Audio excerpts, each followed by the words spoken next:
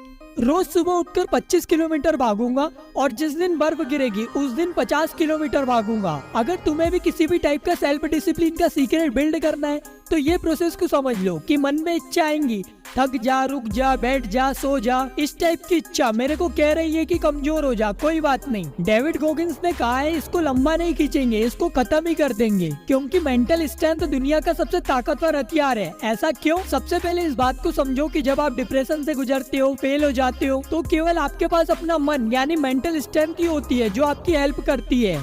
और आप इस एक्सपीरियंस को, रियलिटी को गूगल नहीं कर सकते। मतलब फोकस कैसे करें, हमेशा मोटिवेटेड कैसे रहे, ये इन्फॉर्मेशन आपके काम नहीं आएंगी, आपकी कोई हेल्प नहीं कर सकता जब तक आप अपने माइंड की रिस्पॉन्सिबिलिटी नहीं लेते हो। आपको अपने मन को कंट्रोल करना सीखना होगा, लेकिन कैसे? डेविड कहते हैं कि मैंने बचपन से कभी ज्यादा पढ़ाई पर ध्यान ही नहीं दिया, लेकिन जब मैंने नेवी सील एंट्रेंस के लिए पढ़ना शुरू किया तो याद करना तो छोड़ो, मैं तो छोटे से पैराग्राफ को समझ तक नहीं पा रहा था। फिर मैंने क्या किया, मैं बचपन से एक ही शब्द सुनते आया हूँ, हार्ड वर्क, कि हार्ड वर्क से ही सब कुछ हासिल होता है। जब मुझे कुछ भी समझ नहीं आता तो मैं फिर से पढ़ता, फिर भी नहीं आता तो मैं उसे लिखकर समझने की कोशिश करता, याद नहीं रहता तो मैं दोबारा लिखता। ऐसा करते करते मैंने सीखना शुरू किया। डेविड कहते हैं कि मैंने नोटिस किया कि मैं लिख लिख कर समझता हूँ। इसके बाद मैंने केवल पढ़ना ही नहीं बल्कि मैं जो कुछ भी करता हूँ, वर्कआउट, डाइट, प्लानिंग, सब कुछ लिखना शुरू किया। ऐसा करते करते धीरे धीरे मेरा दिमाग खुलने लगा, समझना और याद करना थोड़ा आसान होने लगा। दोस्तों, रिसर्च में देखा गया है कि जब आप अपनी कमियों के लिए फाइट और फ्लाइट में से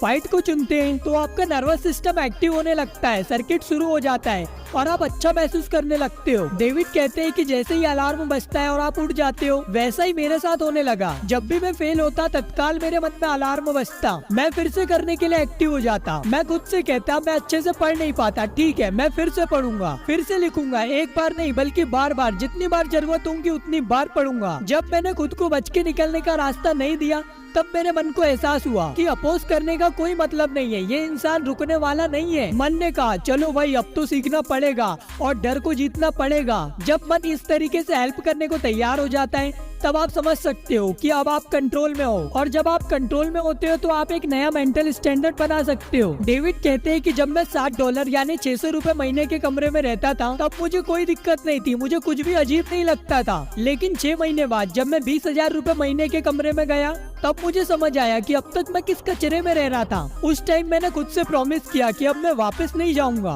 वो नया घर मेरे लिए एक नया मेंटल स्टैंडर्ड बन गया था। तब मुझे समझ आया कि हमारा माइंडसेट भी बिल्कुल ऐसा ही है। जब तक हम पुराने माइंडसेट से बाहर नहीं निकलते तब तक हमें समझ नहीं आता कि हम खुद का कितना नुकसान कर रहे हैं, कमजोर माइंडसेट से खुद को कितना डरा रहे हैं। जैसे जैसे आप एक नए मेंटल स्टैंडर्ड में शिफ्ट होते जाएंगे, आगे का रास्ता खुद ब खुद दिखता चला जाएगा। बिल्कुल वैसे ही जैसे मान लो आपको अंधेरे में 100 किलोमीटर ड्राइव करके जाना है। आप अपनी कार में बैठते हैं, लाइट चालू करते हैं और निकल जाते हैं। स्टार्टिंग में आपको सिर्फ कुछ मीटर दूर तक का ही रास्ता दिखता है, लेकिन जब आप वहाँ पहुँच जाते हो तो आगे का रास्ता दिखने लगता है। तो दोस्तों, आशा करता हूँ इस वीडियो से आपको बहुत कुछ सीखने को मिला होगा।